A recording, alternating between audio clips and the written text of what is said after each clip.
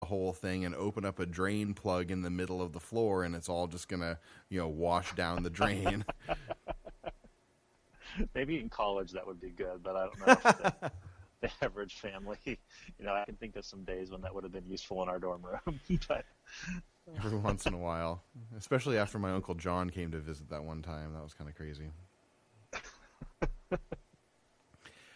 Anyway, yeah, so actually you kind of went on a stream there that leads right into the next thing that I kind of wanted to talk about. What would you consider to be your kind of like geek specialties or your nerd inclinations? Sure. Yeah, I mean, for sure, if you remember, you and I met in a history class and, American history, and not that history on its surface is obviously geeky, but when it comes to the idea of a timeline and some of the things we've done in Bible study and things like that, the layers of a story and characters throughout a long period of time is very interesting to me. Mm-hmm. And so for me, like, I wasn't really introduced into Lord of the Rings until the films came out, and I was, like I said, trying to play catch up. Right. I've never really thought of myself as a full tilt geek, Mm-hmm. but like I am always the guy going, wait, what's going on? Oh, what's this? Cool. And trying to catch up. But then once I do catch up, it's like, okay, like, wow, the Lord of the Rings and the Silmarillion and understanding kind of that universe and what Tolkien did is just really cool to me, because those are the sorts of things I appreciate about the real story of the Bible and God's work and his story throughout history. But then on a fictional level, it's fun to explore and see something that's been crafted to have some depth and some weight and some flow to it, when the characters in the Lord of the Rings are glimpsing back to these things that are, eons before them, and how Sure. they still have significance, and how the ripples of this past event or this past artifact or this past family genealogy impact something in their present day. So like that sort of thing is always interesting to me. And also just whether it's with the Bible or whether it's with some of these fictional things, concurrency of events and characters is always interesting to me, where you've got this was happening over here and this was happening at the same time over here, and how that may or may not have impacted or overlapped. And then I guess just kind of in another frame of things, besides just the history aspect, looking at a lot of the superhero things that have come out and that have been especially popular, I think it's very interesting to see how, like, what's elevated as a hero or what's elevated as an adventure worthy of following, and the virtues that are emphasized, or the way justice is dealt with, and as a Christian and as a leader in our church, and as somebody that's also spent a lot of time in philosophical discussions with you and stuff in college, and it's really amazing to see in the stories that we tell, and the films that we watch, and the books that we read, and even these days, the video game stories that are laid out, of like what is the end, and what is the high view or the low view of the world, or of mankind, or of whatever, and those sorts of explorations of truth and virtue and love and valor and what it means to be a hero, those kind of things really interest me, and I think it's a really big deal in especially in raising our kids. And I've got three little kids, and 3 boys, and what am I teaching them to value by the things that we watch and by the things we read, and that is really interesting. How that, it's amazing how that impacts us, because if you're constantly saying this is a hero or that's an adventure, it impacts you. So I mean, I love. I guess that's kind of the funny thing about, I love fantasy, to an extent, but like I don't really care about the magic as much as I do about the adventure and the interest of the characters and the heroes who have a heart to do good, Right. And to sacrifice and to do more than themselves, which is why the Lord of the Rings is so great. Because if you want to geek out on all the ins and outs and the details of the elves and the dwarves and the different kinds of monsters, and those things, there's one aspect, but on the other aspect of it, you've got some really great characters that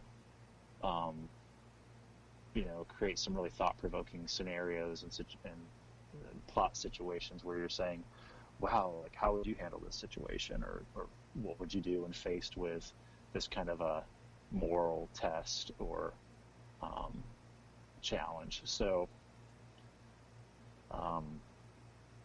so everything from my geek life. I mean, everything from I think about watching all the Superman movies as a kid, to watching Batman the animated series and then Batman Beyond, and really enjoying the Marvel Cinematic Universe as it's developed, and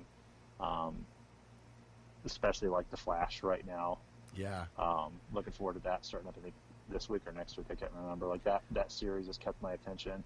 That is a great series, especially when you put it in contrast with. I mean, obviously it spun out of Arrow, right. And I started out watching that series as well. And I've kind of been saying for a while that the best live action Batman show that's ever been on TV is Arrow.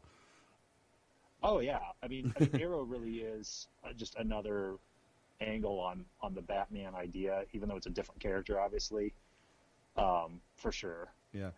And yeah, I haven't really kept up with it. I don't know. It's just kind of fell off my interest.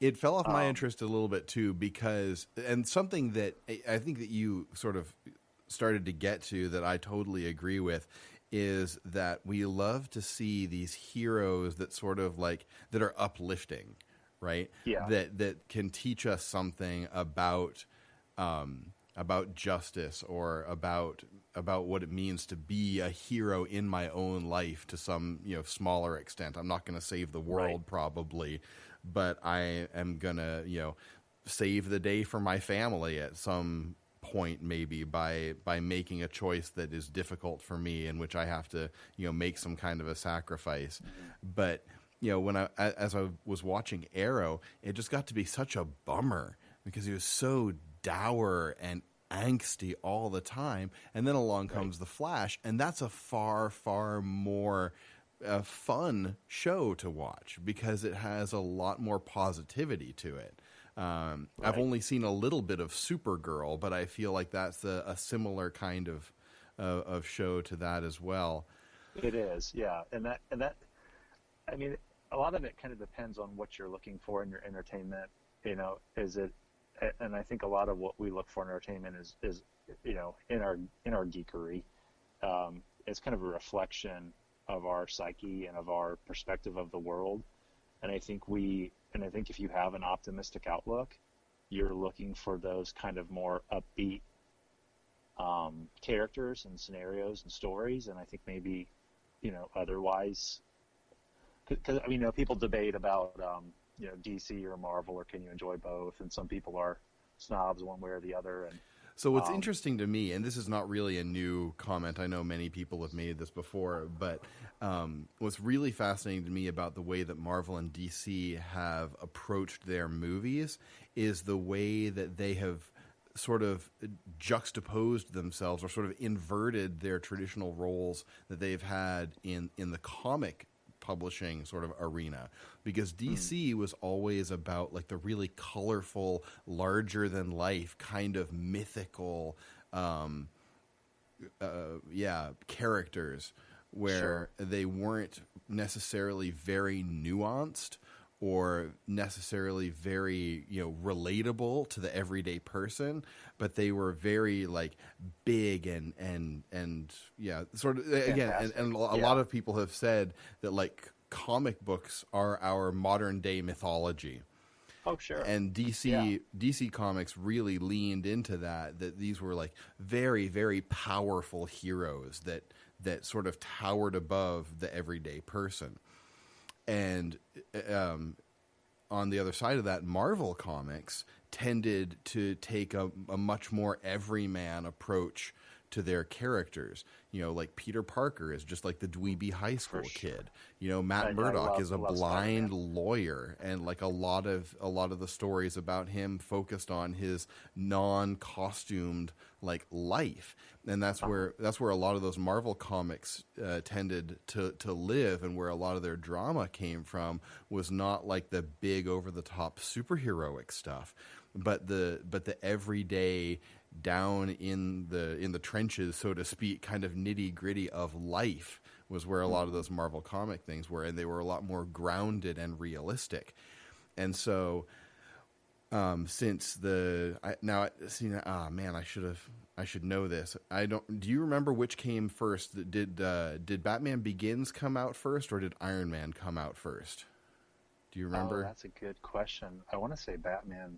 I kind of want to say Batman Begins came out first too, and Batman Begins definitely, yeah, if only by a little bit, but they were definitely contemporaneous. Yeah, you're right.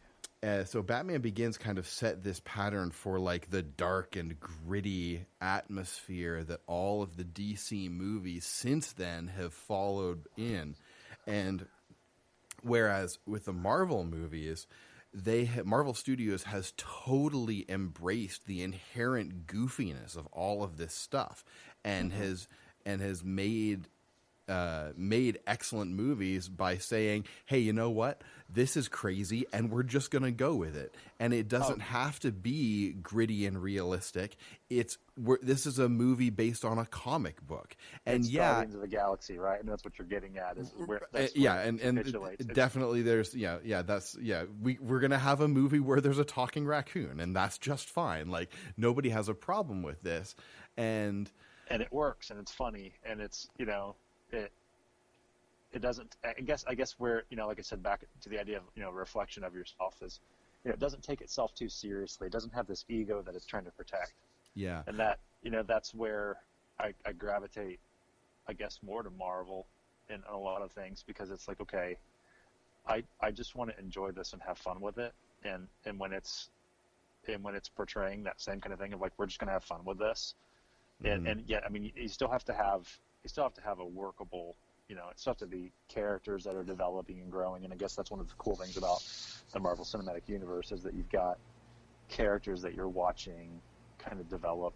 And absolutely. It doesn't stay stagnant. It doesn't stay super, it has to be a little bit predictable, because you've got characters that, it's just like your friends. Like you expect them to respond a certain way. Or Sure. Well, and that is one of the really cool things about the Marvel Cinematic Universe, is that they've managed to stay really true to the core of all of these characters while allowing the story that's unfolding to diverge at sometimes very sharply from what has been established in the comics. For instance, when I went to go see Civil War, I was 100% prepared for Captain America to die at the end of that movie. Oh, wow, okay. Because that's what happened in the Civil War comic book event.